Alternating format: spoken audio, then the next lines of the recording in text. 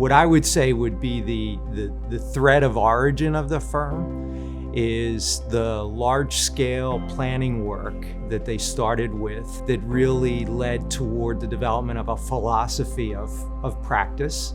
And I think that evolved into really the ethos of the Design with Nature book, which was so seminal both to the firm and I think to the practice of planning and design in the early 60s. It really propelled the idea of an ecological approach to design and planning. That legacy has never been more important as we're facing really difficult questions of climate change and how we're going to care for this earth for the rest of our lives and the folks that inhabit it. It's really important for us to recognize and to understand that the nature of change has changed and that the nature of nature has changed. So as our environmental ethos continues to grow, this change in nature calls on us to really think outside our individual selves, to think bigger than ourselves, really to create and affect change that is meaningful at multiple scales. To me, what makes a truly sustainable project, and I think what some of the roots of WRT goes back to, is how you make a resilient community, a resilient building, a resilient space. Part of resiliency, I think, always ties back to making a place that people want to be and they want to connect with that place that you're creating. One could initially say we were very focused on asking the environment and the place what it needs in a broader, almost physical way.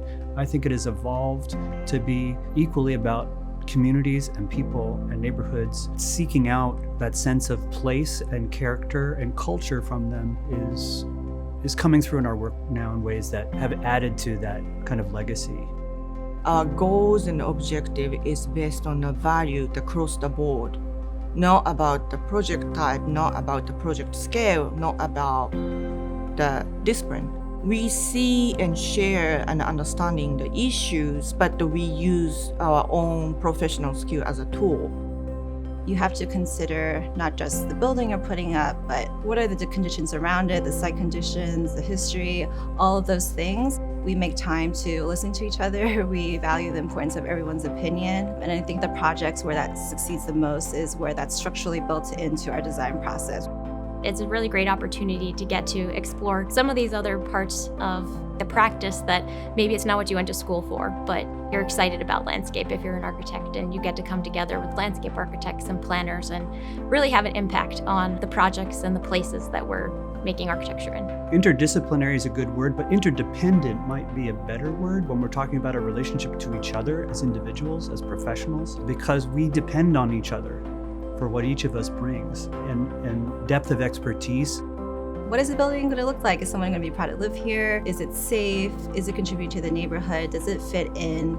We're connecting to the existing urban fabric, and I think a lot about that when we design, and I hope if people who are using it are enjoying it, then that'll mean it's a success. And thinking more big picture and how to apply that in terms of landscapes or in the atmosphere and the materiality of the buildings that are selected and the impact that those materials, whether they're sustainable or just the psychological response that people have on them and how those materials make you feel when you're in a space. We do a lot of choice neighborhood projects, and a lot has to do with building trust and rebuilding trust. It's very important to us to give voice to people who haven't had that before. One of the best ways to plan for a more equitable future is to confront past wrongs and level the playing field. The city is made up of many neighborhoods, and the city is not a city without all of its people prospering together.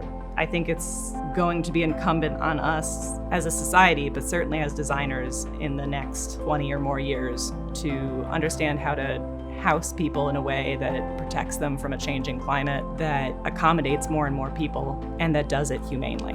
And I think that we're well positioned for that. That sense of urgency and our process of inclusion and helping to build communities and build capacity amongst communities, I think has never been more important. I don't know where we headed, but I'm very excited to see we can be more flexible and we can be more open, and especially the way we work with the client communities requires so much more flexible dynamics. Through these last few years, we've really questioned, are we doing enough, right? What are we putting our personal time and energy toward day in and day out with the organizations and our personal lives, the communities that we live in? My hope is that this award and the light that it shines on the work of the firm inspires others in terms of their practice, the direction of their practice, and the impact that they have in the world. The beauty of planning and design to me is how it is at one moment fairly universal in understanding. It is individual in its conception, and that it's the individuals in the room that make it happen. And it's only through them and the energy and power of their ideas that we can make our cities and communities, campuses, and world better.